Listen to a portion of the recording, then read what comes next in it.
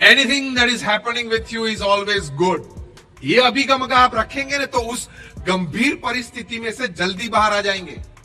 उस विकट संजोग में से आपको कुछ अच्छा रास्ता मिल जाएगा। वो प्रतिकूल परिस्थिति में आपके मन में अच्छे विचार आएंगे। बेसिकली तो वो चाहिए ना,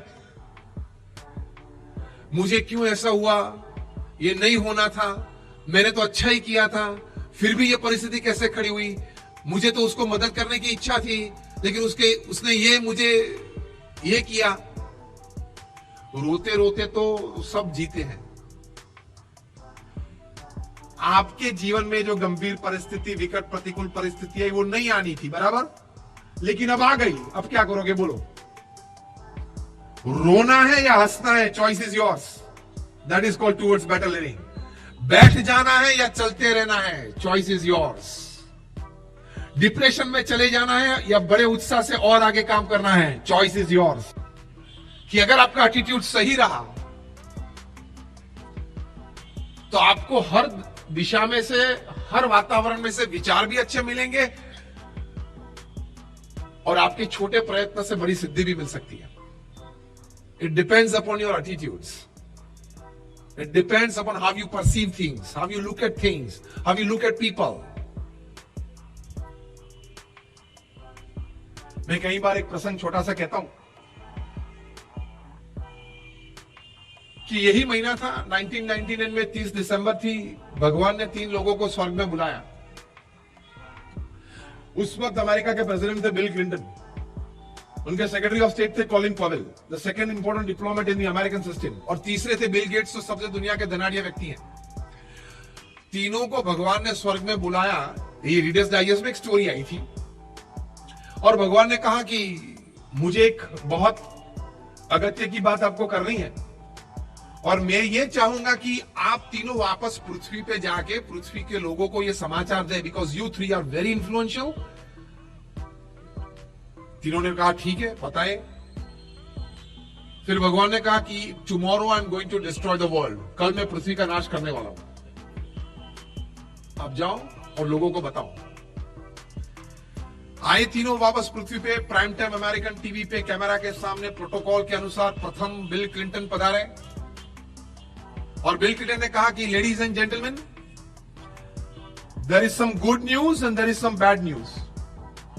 गुड न्यूज ये है कि मैंने भगवान को देखा, स्वर्ग देखा, and the bad news is that my God is going to destroy the world tomorrow, कल वो विश्व के नाश करने वाले हैं। बोल के कैमरा से ऑफ हो गए। दूसरी बारी आई प्रोटोकॉल के अनुसार secretary of state Colin Powell की। उन्होंने कहा कि ladies and gentleman, there is some bad news and there is some good news. Clinton ने क्या कहा था? गुड और बैड। ये जनाब ने क्या कहा कि there is some bad news and there is some good news. The bad news is that my God he exist, क्योंकि उनको पता था कि उस वक्त वे इराक में क्या कर रहे हैं। And the good news is that America is finishing Iraq tomorrow. क्यों क्रेडिट ना ले ले? वैसे भी पृथ्वी का नाश होने वाला है, तो अमेरिका इराक साफ कर रहा है कल। एटीट्यूड देखो, अभिगम किस प्रकार का। बात एक ही है, बात एक ही है, किस प्रकार के आपके एटीट्यूड्स है, वो आपके शब्द में, आपके प्रेजेंटेशन में बाहर आता है। अब बारी आई इस पृथ्वी पे सबसे श्रूड बिजनेसमैन इस पृथ्वी ने आज तक ये देखा नहीं है, बिल गेट्स की।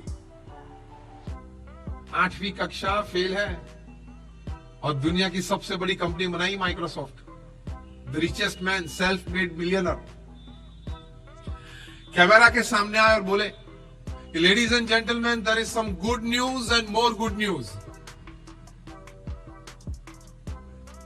No bad news. बैड है ही नहीं कुछ पृथ्वी पे, एटीट्यूड ये है, ये सिखाना है। तो सब तो ताजुब रह गए। फिर बिल गेट्स ने हंसते हुए बताया, the good news is that I was selected among the top 3 in the population of 5.5 billion by God himself. Credit. See, बात तो वही थी, किस प्रकार का आपका अभिगम है, आप किस प्रकार से ये बात करते हो। So the good news is that I was selected among the top 3, and the more good news is that कल Microsoft Y2K प्रॉब्लम सॉल्व कर रहा है।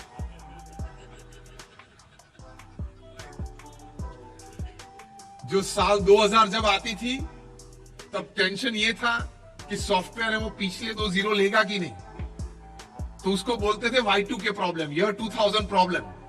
तो बोले कि माइक्रोसॉफ्ट कल सॉल्यूशन ला देगी इसका, वैसे भी पूरी पृथ्वी का सॉल्यूशन आने वाला है।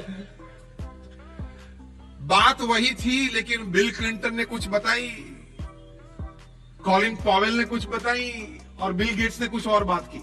बिल गेट्स ने यह कहा there is good news and more good news. तो यही बात सीख के आप जाना कि जीवन में जो भी घटना बने, there is always good news and more good news, there is no bad news.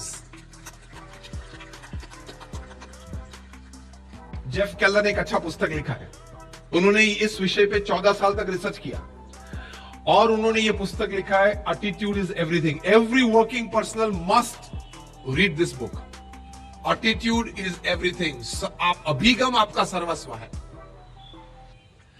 इस पुस्तक में उन्होंने लिखा है कि अभिगम आपका अच्छा होगा, जो प्रवक्ता ने शुरुआत में बात की थी कि by a good attitude you can change an unfavourable situation into a favourable one. Second thing, अगर आपका एटीट्यूड सही है तो कई प्रकार की आपकी लेटेंट एनर्जीज, जो दबी हुई आपकी एनर्जीज है, टैलेंट्स है, विचार है, वो बाहर आ जाते हैं। तीसरा एक एडवांटेज ये है, परिस्थिति तो आएगी, नेगेटिविटी आएगी, failures, setbacks are part of life. Everybody has to go through it, nobody is an exception.